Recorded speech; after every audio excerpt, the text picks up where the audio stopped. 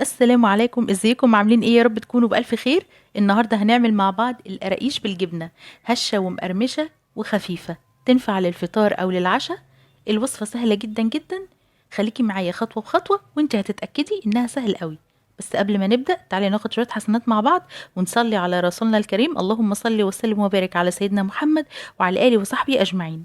أول حاجة عندي هنا معلقة صغيرة من الخميرة، معاها معلقة كبيرة من السكر، ومعاها ربع فنجان من المية الدافية. هنقلب بقى كل ده مع بعض ونسيبها على جنب كده علشان نتأكد ان الخميرة بتاعتنا فعالة، علشان الوصفة ما تبصش مننا لو الخميرة بايظة. لو الخميرة بايظة هتبوظ لك بقى الدقيق ومجهودك وكل حاجة هتبوظ. احنا عايزين نتأكد ان الخميرة شغالة كويس قوي علشان ما تبوظ لناش الوصفة. عشان كده انا مش بفضل ان احنا نحط الخميرة على طول على الدقيق. تاني حاجة هنا عندي 4 شرايح من الجبنة الرومي أو الجبنة التركي. ما عنديش جبنة رومي، ممكن استخدم ايه بدلها؟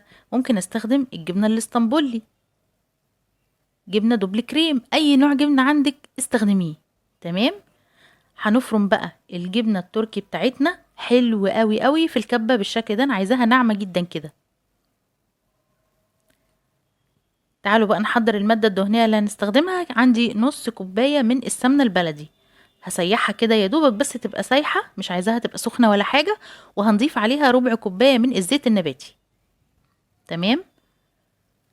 تعالوا بقى نبتدي ننخل الدقيق بتاعنا. هنا عندي 4 كوبايات من الدقيق جميع الاستعمالات، اي دقيق عندك استخدميه، مش مهم نوع الدقيق يكون ايه. تمام. يبقى 4 كوبايات من الدقيق استخدمنا معاهم كوباية الا ربع من خليط من السمنة البلدي على الزيت. تمام. هننزل بقى بمعلقة كده من حبة البركة، وكمان معلقة كبيرة من السمسم المحمص. ممكن تضيفي بقى كمون، ممكن تضيفي شمر، معلقة صغيرة من كل حاجة، يعني على زي ما انت ما تحبي ضيفي للوصفة بتاعتك. هننزل بقى بالمادة الدهنية الأول على الدقيق، وهنبس الدقيق بتاعنا بالمادة الدهنية دي. هنبسه بقى كويس قوي مع السمنة والزيت. خلي بالك ان انا مش الزيت مش سخن، فبحط ايدي عادي في الخليط يعني. اول بقى لما الخليط يتجانس مع بعضه كده والدقيق يختفي ويبقى عامل شبه الرملة المبلولة كده، هنبتدي بقى ايه ننزل بخليط الجبنة التركي او الجبنة الرومي اللي احنا فرمناه في الكبة قبل كده. هنقلب بقى تقليبة زيادة كده علشان نتأكد ان الجبنة يعني اتقلبت كويس مع الدقيق. هننزل بقى بالخميرة اللي بعد ما اتأكدنا انها تمام تمام وممتازة، وهنبتدي نلم العجينة بقى بايدينا مع وجود المية. احنا هنا هنضيف المية بالتدريج، وخدي بالك ان مقدار المية اللي احنا بنخمر بيه الخميرة بتاعتنا اللي هو الربع كوباية بيخش من ضمن كمية المية اللي احنا عايزينها كاملة للوصفة. يعني لو انا قلتلك الوصفة هنا خدت معايا كوباية ونص من المية، فكده هيبقى مثلا كوباية ونص دول طالع منهم الربع كوباية اللي انا خمرت فيهم الخميرة. تمام. فخدي بالك من الموضوع ده، وكل ده انا هكتبهولك بالتفصيل في صندوق الوصف علشان يبقى المكونات والمقادير عندك مظبوطة. طبعا احنا لما استخدمنا السمنة الاول على الدقيق، الدقيق ما خدش مية كتير. تمام. عشان كده هنحط المية بالتدريج واحدة واحدة. طبعا الدقيق اللي عندي غير الدقيق اللي عندك، فكل دقيق ليه مقدار مية مختلف. احنا بنلم العجينة مش بنعجن، احنا عايزين العجينة خشنة بالشكل ده وبتتقطع معاكي بسهولة. تمام. هي مش بتحتاج عجن خالص، احنا اول لما بنضيف المية بنلم العجينة بالمية. تمام. هنسيبها بس تريح 10 دقايق مش اكتر، وبعد كده نبتدي نفردها على مفرش سيليكون كده او بين كيسين تلاجة اللي عندك طبعا استخدميه. هتلاقيها بتتفرد معاكي بكل سهولة، يعني مش محتاجة مجهود ولا حاجة. طبعا دي مش العجينة كلها، ده جزء من العجينة. تمام. هنفرد بقى كويس قوي لحد لما نعمل طبق رقيقة كده. مش مهم يكون شكلها متساوي او تبقى على شكل دايرة مظبوطة، لان احنا هنعمل ايه؟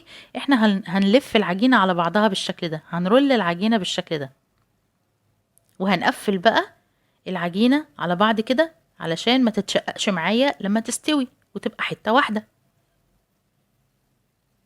طيب انا ليه عملت كده؟ انا روليت العجينه كده بالشكل ده، عملتها رول كده، وبعد كده هنبتدي نبططها كده بالنشابه اللي عندنا علشان يكون سمكها نص سنتي. الطريقه دي بتدي توريقه للعجين بتاعي، وبتخليه هش كده من جوه وجميل وحلو. هنقطع بقى التقطيعه اللي احنا متعودين عليها، تقطيعه القراقيش اللي هي المستطيله، او نقطعها بقى نغير في الشكل، نخليها مثلثات بالشكل ده. انا كنت عامله القراقيش معاكم قبل كده بس من غير جبنه، هبقى انزلها لكم في صندوق الوصف علشان تبقى الطريقتين عندكم. هنقطع بقى مثلثات بالشكل ده، وهنجيب صينيه مش مدهونه اي ماده دهنيه ولا اي حاجه، وهنبتدي نرص فيها العجينه بتاعتنا. شايفين شكلها حلو ازاي؟ طيب بالنسبه للتسويه، هنسوي العجينه بتاعتنا ازاي؟ هنسوي العجينه كالاتي: هنشغل الفرن على درجه حراره 160، درجه حراره هاديه. ليه بقى؟ لان انا عايزه هنا العجينه او القراقيش تقرمش معايا، تبقى مقرمشه، انا مش عايزاها تبقى طريه، فبالتالي عايزاها تاخد اطول وقت في الفرن علشان تستوي معايا كويس وتنشف وتتحمص وتقرمش معايا ومن غير ما تتحرق. لانك لو عليتي الفرن هتاخد وش من بره بني، وانت هيتهيالك انها استوت من جوه، هتيجي تفتحيها من جوه هتلاقيها عامله زي العجين. فبالتالي درجة الحرارة ظبطها مهم جدا جدا، انها تكون اقل كمان من الدرجة اللي انت بتسوي عليها الكيك. تمام. ده طبعا غير المخبوزات التانية او الفطير، بعكس الفطير او البيتزا اللي بيحبوا درجة حرارة عالية علشان العجينة ما تنشفش في الفرن، ونلاقي العجينة طرية وحلوة كده. تمام. يبقى اقل درجة حرارة لحد لما تاخد اللون الذهبي الجميل، هي دي علامة التسوية. تاخد لون ذهبي كويس قوي من فوق ولون ذهبي من تحت. هتقعد معاكي تقريبا حوالي نص ساعة، نص ساعة و5 دقايق. بنسيب العجينة تخمر لمدة نص ساعة وبعدين يا سلام بقى جنب كوباية شاي، يعني او شاي بلبن كده، يعني اي حاجة، او حتى كوباية قهوة. مش هقولك طعمها جميل جدا جدا. تقومي الصبح بقى ملكيش نفس الفطار، واحدتين من القراقيش اللي بالجبنة دي، طبعا بطعم الجبنة التركي الجميل اللي احنا كلنا عارفينه. طبعا على فكرة طعم الجبنة ما بيبقاش واضح وظاهر قوي زي ما انتي فاكرة، ولكن بيديها نكهة حلوة. لو عايزة الطعم يبقى واضح وظاهر قوي، زودي كمية الجبنة الرومي. تمام. وده شكلها بعد لما خرجت من الفرن، شكلها جميل جدا جدا. شايفين اللون الذهبي الجميل؟ حلوة جدا جدا في الفطار، في العصاري كده مع كوباية شاي، في العشاء جميلة وخفيفة جنب حتة جبنة بيضة. يا سلام، مفيش احلى من كده. لو عجبك الفيديو ووصلتي معايا لحد هنا، ما تبخليش عليا باللايك، نوريني بالاشتراك في قناة صنعة في المطبخ مع أميرة الطاهر علشان يوصلك كل جديد. مستنية منك كومنت حلو تقولي لي رأيك فيه. شكرا للمشاهدة.